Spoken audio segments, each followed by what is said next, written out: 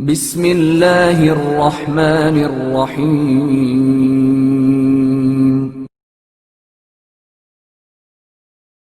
ان کے دل آپ کے ساتھ اور تلواریں دشمن کے ساتھ ہیں۔ آج محرم کی 5ویں تاریخ ہے۔ کربلا کے تذکرے میں حضرت مسلم ابن عقیل کا تذکرہ ضروری ہے۔ مسلم نے تاریخ کے دامن پر مردانگی، شجاعت اور اسلامی کردار کے لازوال نقوش ثبت کیے ہیں۔ جب امام حسین علیہ السلام کے پاس اہل کوفہ کے بے شمار خطوط آئے تو آپ نے قیام مکہ معظمہ کے زمانے میں اپنے چچا کے بیٹے مسلم ابن عقیل کو روانہ کرتے ہوئے اہل کوفہ کو لکھا کہ اگر تم واقعی اپنے دعوے میں سچے ثابت ہوئے اور مسلم نے مجھے اس سے مطلع کیا تو میں کوفے آ کے تمہاری رہنمائی و ہدایت کا فرض انجام دوں گا۔ چنانچہ ہزارہا اہل کوفہ نے مسلم ابن عقیل کے گرد جمع ہو کر مظالم یزید کی شکایت کی اور امام حسین علیہ السلام کی رہنمائی کی تشنگی ظاہر کی۔ یہ اطلاع ملنے کے بعد امام حسین کی مکہ معظمہ سے دوسری ہی منزل صفاح پر مشہور شاعر فرزدق سے ملاقات ہوئی۔ امام حسین علیہ السلام نے فرزدق سے لوگوں کا حال دریافت کیا تو فرزدق نے عرض کیا، ان کے دل آپ کے ساتھ اور تلواریں دشمنوں کے ساتھ ہیں۔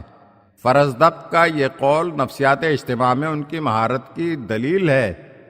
ہمیشہ یہی ہوا ہے کہ حق کا عملی ساتھ دینے والے کم تعداد رہے اور جمہور کی اکثریت حق و صداقت کو پسند کرنے اور ظلم و ناانصافی سے نفرت کرنے کے باوجود آمروں، بادشاہوں اور جابروں کے خوف سے لرزتی رہی اور دنیاوی منافع کی لالچ میں کمزوری کا شکار اور عملاً ظالموں کی صف میں یا حق و باطل کے درمیان غیر جانبدار بننے کی کوشش کرتی رہی۔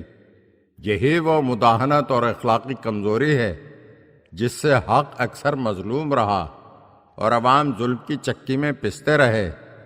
امام حسین علیہ السلام ان حقائق سے آگاہ تھے۔ آپ نے فرزدق کے جواب میں فرمایا، تم سچ کہتے ہو، ہم اللہ کے اس فیصلے پر شاکر ہیں۔ اگر وہ ہماری خواہش کے مطابق ہو تو ہم نعمت سمجھ کر اس پر شکر ادا کرتے ہیں، اور اگر اللہ کا فیصلہ ہمارے عزائم میں حائل ہو جائے تو حق پسند اور اہل تقوی اس سے گریز نہیں کرتے اور ہر حال میں راضی رہتے ہیں۔ مسلم ابن عقیل کوفے پہنچے اور مظلوم عوام کی قیادت کا مرکز بن گئے، مگر بہت جلد ہی لوگ ان کو چھوڑ گئے، اس لیے کہ وہ اسلام کے بتائے ہوئے صاف اور سیدھے راستے پر چل رہے تھے، اور یزیدی حکومت کے عمال ہر اس تدبیر سے کام لے رہے تھے جس سے کامیابی حاصل ہو سکتی، خواہ وہ درست ہو یا نادرست۔ گویا یہ اصول اور بے اصولی کی جنگ تھی۔ مثلا جب کوفے کے احوال معلوم کرنے کے لیے یزید نے نعمان ابن بشیر کی جگہ حاکم بصرہ ابن زیاد کو کوفے کی حکومت بھی حوالے کر دی تو وہ کوفے میں بھیس بدل کے اس طرح داخل ہوا کہ عام لوگ یہ سمجھے کہ امام حسین علیہ السلام آ رہے ہیں، اور ہر طرف سے مرحبا یابن رسول اللہ کی صدائیں بلند ہوئیں۔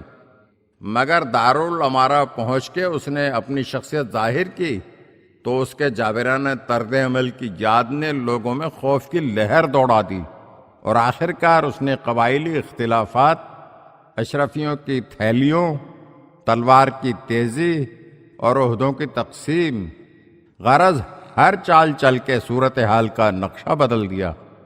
دوسری طرف مسلم ابن عقیل کی راست بازی کا یہ حال تھا کہ وہ جب حضرت ہانی ابن عروہ کے مکان میں روپوش تھے اور وہاں مقیم ایک سردار قبیلہ شریک ابن عبداللہ آور کی عیادت کے لیے ابن زیاد گیا تو شریک نے اس کی آمد سے قبل مسلم ابن عقیل سے کہا کہ جب ابن زیاد آئے گا تو مناسب موقع پر میں آپ کو اشارہ کر دوں گا، آپ برابر کے کمرے سے داخل ہو کر اس کا کام تمام کر دیجئے گا، پھر حالات ہمارے قابو میں آ جائیں گے۔ چنانچہ ابن زیاد آیا اور شریک نے بار بار زمین پر اپنا امامہ پٹک کر حضرت مسلم کو اشارہ کیا، اس کے باوجود وہ داخل نہ ہوئے تو شریک نے چند شعر پڑھے اور کہا کہ اس کو وہ جام پلاؤ کہ خواہ اس میں میری جان ہی کیوں نہ چلی جائے، مگر پھر بھی حضرت مسلم اندر نہ آئے اور نہ ابن زیاد کا کام تمام کیا۔ ابن زیاد کو شبہ ہوا تو وہ ہانی کی طرف متوجہ ہوا، مگر ہانی نے کہا کہ وہ بیماری میں نہ معلوم کیسی باتیں کرنے لگے ہیں۔ ابن زیاد کے جانے کے بعد شریک نے حضرت مسلم سے پوچھا کہ آپ نے اتنا اچھا موقع کیوں کھو دیا؟ تو حضرت مسلم نے کہا کہ حضرت علی علیہ السلام سے حضرت صلی اللہ علیہ وآلہ وسلم کی ایک حدیث سنی تھی کہ ایمان ایک ایسی ہتھ کڑی ہے کہ جو مومن کو دھوکے سے کسی کو قتل کرنے سے روکتی ہے، اور مومن کبھی کسی پر کمین گاہ سے حملہ آور نہیں ہوتا۔ دوسری بات یہ کہ میں ہانی ابن عروہ کے گھر میں پناہ گزین ہوں۔ مجھے اندازہ ہوا کہ اس کے عیال یہ پسند نہیں کرتے کہ ان کے گھر میں خونریزی ہو۔ ظاہر ہے کہ یہ دو بالکل مختلف کردار تھے جن کو علامہ اقبال نے اپنے الفاظ میں یوں ادا کیا ہے: حقیقت ابدی ہے مقام شبیری، بدلتے رہتے ہیں انداز کوفی و شامی۔ مسلم ابن عقیل امام حسین علیہ السلام کے سفیر و نائب تھے۔ انہوں نے وہی طرز عمل اختیار کیا جو حسین پسند تھا، جو سیرت و سنت رسول کا تقاضا تھا۔ چند روز کے بعد وہی کوفہ جس میں مسلم زندہ باد کے نعرے گونجتے تھے، اب وہ اس کے گلی کوچوں میں اجنبی تھے۔ ایک عورت جس کا نام توعہ تھا، اس نے ایک رات ان کو اپنے گھر میں پناہ دی تھی، مگر توعہ کا بیٹا ابن زیاد کی خوشنودی حاصل کرنے کے لیے دن بھر ان کی تلاش میں مارا مارا پھرا تھا۔ جب اس کو اپنی ماں سے یہ معلوم ہوا تو اس وقت تو وہ خاموش رہا، اس لیے کہ وہ اپنی ماں سے رازداری کی قسم کھا چکا تھا، مگر صبح ہوتے ہی اس نے ابن زیاد کو خبر کر دی۔ ابن زیاد نے 70 سپاہیوں کے ساتھ ابن الاشعث کو حضرت مسلم کی گرفتاری کے لیے بھیجا۔ نماز صبح ختم کر کے مسلم دعا میں مشغول تھے کہ گرفتار کرنے والے پہنچ گئے۔ حضرت مسلم نے توعہ کو دعائے خیر دی اور تلوار کھینچ کے باہر نکلے اور ان میں سے 41 آدمیوں کو قتل کیا۔ ابن الاشعث نے ابن زیاد سے مزید کمک طلب کی۔ اس نے مزید فوج بھیجی اور کہلا بھیجا کہ تیرے مقابل کیا کوئی فوج ہے؟ ابن اشعث نے جواب دیا کہ ابن زیاد سے جا کر کہہ دو کہ اس نے مجھے کوفے کے کسی بنی بقال کے مقابلے میں نہیں بھیجا ہے، نہ یہ ہیرا کے جرمقانی لوگ ہیں۔ میرا مقابلہ محمد ابن عبداللہ کی تلواروں میں سے ایک تلوار سے ہے۔ اس کے باوجود وہ لوگ حضرت مسلم پر قابو نہ پا سکے۔ وہ کوفے کی گلیوں میں شیر کی طرح دشمنوں پر حملہ آور ہو رہے تھے۔ آخر کار انہیں خسپوش گڑھے میں گرا کر بزدلانہ حملوں سے زخمی کر کے ان کو اسیر کیا گیا۔ اس سے قبل جب محمد ابن اشعث نے ان کو امان کی پیشکش کی تھی تو آپ نے جواب دیا تھا کہ جب تک میرے بازوؤں میں طاقت ہے مجھے قید قبول نہیں۔ دربار ابن زیاد میں زخمی اور جکڑے ہوئے مسلم ابن عقیل سے جب کہا گیا کہ امیر کو سلام کرو تو انہوں نے جواب میں کہا حسین کے علاوہ میرا کوئی امیر نہیں۔ ابن زیاد سے ان کی گفتگو جرأت حق کی ایسی داستان ہے جو لازوال ہے۔ مسلم کو قتل کرنے کے لیے ابن زیاد نے ایک شامی سپاہی کو حکم دیا کہ مسلم کو بالائی منزل کی دیوار پر لے جا کر ان کی گردن ماری جائے اور ان کا سر اور جسم نیچے پھینک دیا جائے۔ جب مسلم کو یہ لوگ قتل کے لیے بالا خانے کی طرف لے چلے تو وہ تسبیح و تحلیل میں محو تھے۔ انہوں نے آسمان کو دیکھ کر کہا یا اللہ، تو ہمارے اور اس قوم کے درمیان انصاف کرنے والا ہے۔ پھر آپ نے مدینہ منورہ کی طرف رخ کر کے امام حسین علیہ السلام کو دور سے سلام کیا اور تلوار آپ کے جسم اور سر کے درمیان حائل ہو گئی۔ کیا بہادر تھے محمد کے گھرانے والے! لوگ اس بات پر حیران ہوتے ہیں کہ کربلا میں امام حسین علیہ السلام اور ان کے مختصر سے انصار کے مقابلے میں جو فوج یزید جمع تھی اس کی تعداد تقریباً 30,000 سے 1,00,000 تک مورخین نے لکھی ہے۔ آخر اتنی کثیر فوج کی کیا ضرورت تھی؟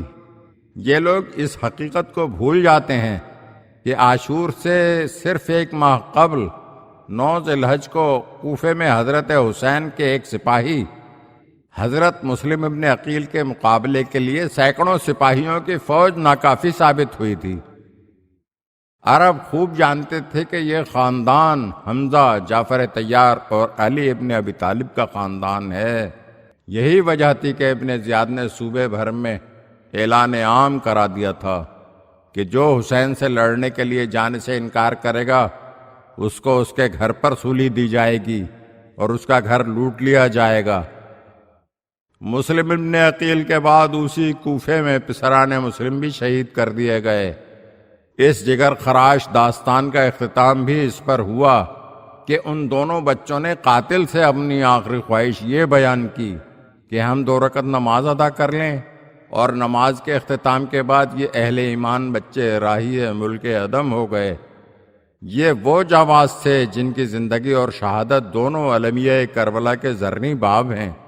میر تعشق مرحوم نے انہی کے لیے امام حسین کی زبانی یہ کہا ہے: ایسے نہ ملے ایک کو بھی چاہنے والے، اکثر تو ہیں ان میں سے میری گود کے پالے، سپرے بھی نہ روکیں جو چلے سینے پبھالے، ان سب نے یہ الفت کے طریق آج نکالے، انداز وفا کا دم آخر نہیں چھوٹا، دامن جو میرا تھام لیا پھر نہیں چھوٹا، کیا وضع کے پابند تھے اللہ یہ جانباز، بیدار دل و عارف و حق بین و سرفراز، ایسے میرے عاشق تھے کہ جن پر ہے مجھے ناز، اٹھتے ہیں تڑپ کر ابھی دیتا ہوں جو آواز، سب سنتے ہیں میں نے جو یہ الفاظ کہے ہیں، ظاہر میں یہ سوتے ہیں مگر جاگ رہے ہیں، جاگ رہے ہیں، جاگ رہے ہیں۔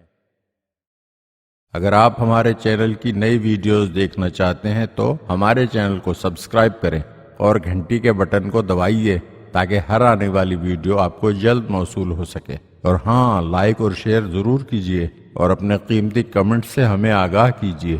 شکریہ۔